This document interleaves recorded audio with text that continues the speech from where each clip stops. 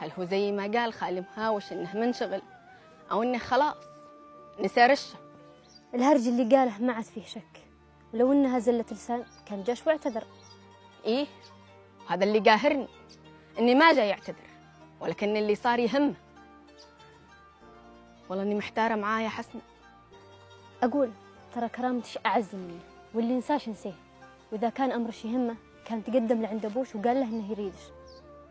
إيه صدقتي، حتى إنه ما كلف حاله يهرج مع أبوي، لكن من اليوم خلاص بنساه، ولكني شفته ولا عرفته بيوم. كفو، هذه رشة اللي أنا أعرفها.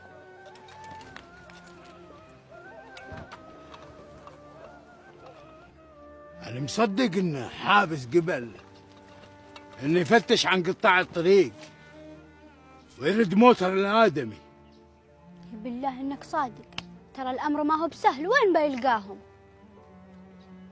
أنا أقول إن شاهين حط روحه بموقف صعب، وإذا حابس عاود للديرة وما قدر يعمل شيء، لازم إن شاهين يوفي بوعده ويحبسه بزريبة الغنم. وش هو؟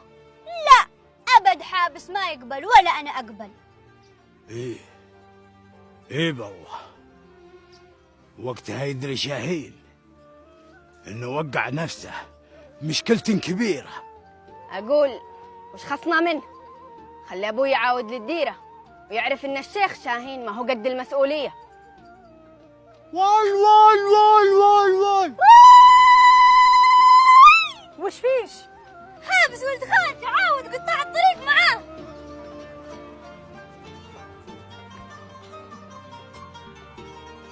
حابس حابس حابس. هيا هيا هيا هوش، وسع لفارس القبيلة وحاميها. شفتم ان انا كلمتي كانت في مكانه. قلت لكم حابس لا يمكن يخذلنا، حابس فارس القبيلة وحاميها. يمه ما يستحي وعاده يفتخر فيه بعد. بالأول تقولين حابس ما راح يقدر يقبض عليهم، والحين زعلانة إن حابس قدر يقبض عليهم. إيش اللي تريدينه أنت؟ تريدين تفشلين شاهين؟ ما حد يدري أنت إيش تبغين.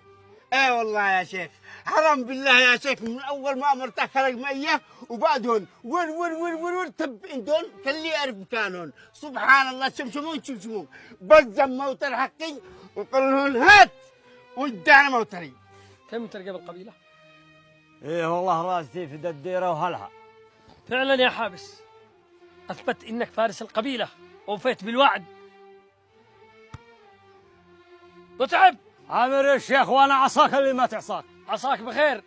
شل العاصين الوالدين هذم نزل يباح بس ابوتهم وشلت الهول هذا معك. يلا ابشر.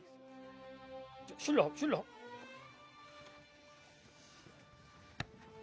وانت شي تجلس عندنا، اهلا وسهلا فيك. سيارتك معك؟